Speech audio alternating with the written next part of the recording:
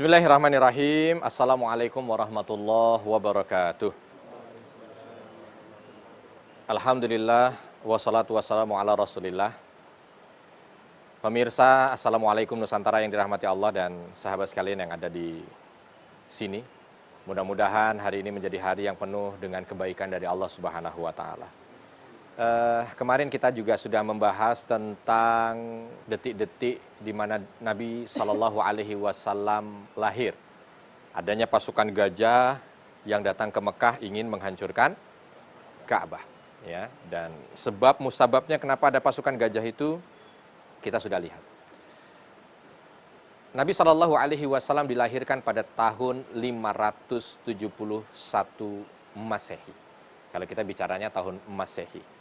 Jadi kurang lebih jaraknya sekitar 500 sekian tahun ya dari diangkatnya Nabi Isa alaihi salam ke langit. Dan ketika kita berbicara tentang kelahiran Nabi Shallallahu Alaihi Wasallam, maka kelahiran ini menjadi kelahiran yang sungguh sangat fenomenal ya, karena bukan kelahiran manusia biasa. Bagaimana ceritanya nanti kita akan coba satu persatu ya. Yang jelas di saat Aminah mengandung, beliau menyampaikan bahwa aku tidak pernah merasakan rasa sakit seperti yang dirasakan oleh orang-orang yang katanya mengandung tadi. Biasanya kan kalau kita ngelihat orang mengandung atau dengar cerita orang yang mengandung itu berat gitu ya. Wahnan ala wahnin bahasanya. Makin berat, makin berat. Tapi itu tidak pernah dirasakan oleh Aminah. Aminah tidak pernah merasakan itu. Bahkan ketika itu lahir, seolah dari rahim beliau itu memancarkan cahaya. Dan ini bukan sembarangan. Ya, artinya memang pertanda itu sudah dirasakan sejak Nabi Muhammad Sallallahu Alaihi Wasallam lahir. Nah, saya ingin berbicara tentang beberapa kejadian ketika Nabi Muhammad Sallallahu Alaihi Wasallam lahir. Di saat Nabi Muhammad Sallallahu Alaihi Wasallam itu lahir, langsung Aminah kala itu meminta kepada pembantunya untuk menyerahkan bayi itu kepada kakeknya Abdul Muthalib, karena ayahandanya sudah meninggal, ayahanda Nabi tersebut, suaminya sudah meninggal. Maka langsung diberikan kepada Abdul Muthalib. Tapi aku pesan. Apa pesannya?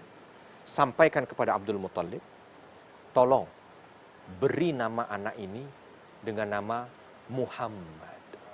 Baik, langsung dibawa anaknya. Diberikan kepada Abdul Muthalib. Begitu diberikan kepada Abdul Muthalib, mau dipegang, lalu oleh pembantu Aminah ini diangkat lagi. Kenapa tidak jadi? Sebentar, ada pesan dari ibunda bayi ini. Apa dia pesannya? Beri nama anak ini dengan nama Muhammad. Jangan nama yang lain. Mendengar kalimat itu Abdul Muthalib kaget luar biasa. Hah? Siapa yang meminta? Aminah. Ibunya minta begini? Iya. Belum dipegang bayi itu, langsung berangkat dulu menemui Aminah. Langsung diketok. Ketika bertemu Aminah langsung ditanya, wahai Aminah, apa yang menyebabkanmu kok berinisiatif memberikan nama anak ini dengan nama Muhammad? Baru Aminah mengatakan, wahai ayahanda, sebelum bayi ini lahir, dalam mimpiku selalu didatangi oleh orang dan meminta agar memberi nama anak ini dengan nama Muhammad. Kasih nama anak ini Muhammad. Kalau bayimu lahir, kasih nama Muhammad. Kalau bayimu lahir, kasih nama Muhammad. Dan itu yang terngiang. Langsung apa yang disampaikan oleh Abdul Muthalib? Aminah, ketahuilah, kalau kau jumpai orang itu dalam mimpi, maka beberapa saat sebelum bayi ini lahir, aku didatanginya dalam dunia nyata. Ada seorang datang kepadaku dengan perangai yang begitu baik. Tiba-tiba mengatakan kalau cucumu lahir maka beri nama dia Muhammad.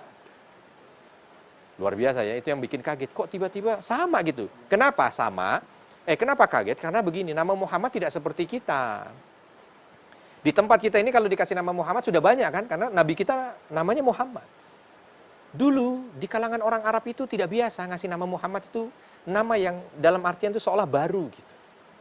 Belum ada orang sebelumnya yang memberi nama Muhammad. Ada beberapa nabi yang Allah minta diberi nama dengan nama yang belum pernah ada sebelumnya. Contoh yang disebut dalam Al-Quran, ada nabi siapa? Nabi Yahya. Nabi Yahya itu nama yang Allah sampaikan, ini nama belum pernah ada makhluk yang punya nama seperti Yahya. Kalau sekarang sudah banyak orang namanya Yahya. Sama Nabi Muhammad juga begitu. Maka ketika Aminah mendengar nama itu, tidak pernah lupa dengan nama itu, dan ketika Abdul Muthalib mendengar nama itu juga tidak pernah lupa nama itu, Maka ketika dia dengar nama itu kaget juga. Singkat cerita dibawa bayi itu. Ketika dibawa bayi itu dibawa langsung ke Ka'bah karena ini budaya orang Arab kali itu. Dibawa ke Ka'bah. Diajak tawaf. Ketika ditawaf itu sekalian diumumkan bahwa bayi ini aku beri nama Muhammad. Aku beri nama Muhammad. Langsung orang-orang Quraisy pada teriak semuanya. Protes. Kenapa? Abdul Muthalib. Ini anak Abdullah. Anak lelaki kebanggaan kita bersama.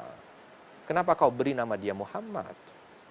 Kenapa tidak kau beri nama para nenek moyang dan leluhur kita sehingga dia mewarisi kekuatan nenek moyang dan leluhur kita? Kenapa tidak dikasih nama Hashim, tidak diberi nama Abdul Manaf, tidak diberi nama Fihr? Ambil nama leluhur kita sehingga dia mewarisi kekuatan leluhur kita.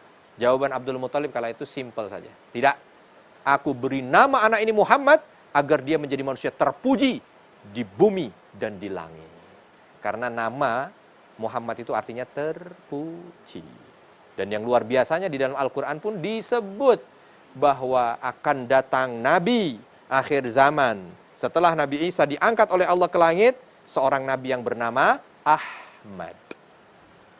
Ini sudah ada.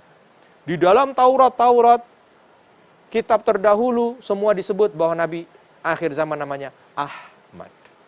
Nah, Ustadz kan Ahmad, bukan Muhammad. Kok ini Muhammad? Nah, kita perlu tahu, kalau untuk orang Arab itu, antara Ahmad dan Muhammad itu mirip. Ahmad dan Muhammad itu sama, kita beda. Kalau kita nih, Ahmad, Muhammad. Kalau orang sana agak sulit membedakan antara Ahmad dan Muhammad, karena mirip. Seperti kalau mungkin di tempat kita ini Joko dan Jaka. Joko, Jaka. Mirip kan? Sama kan? Tadi datang Joko. Jaka, Jaka lah, Jaka, Joko. Kenapa? Mirip gitu. Ya. Nah, ini Ahmad dan Muhammad mirip. Maka bukan berarti yang disampaikan dalam Al-Quran lalu tidak bertepatan dengan apa yang diterima oleh Nabi Muhammad. Tidak. Sama. Dan ternyata yang luar biasa, peristiwa-peristiwa luar biasa ini memang bukan hanya 1-2 di kelahiran baginda Nabi SAW. Ini hanya sekian saja dari sesuatu yang Masya Allah merupakan bahagian yang ini merupakan tuntunan langsung dari Allah Subhanahu Wa Taala. Lalu apalagi yang dialami oleh baginda Nabi SAW selepas dari beliau lahir? Insya Allah akan kita bahas selepas ini.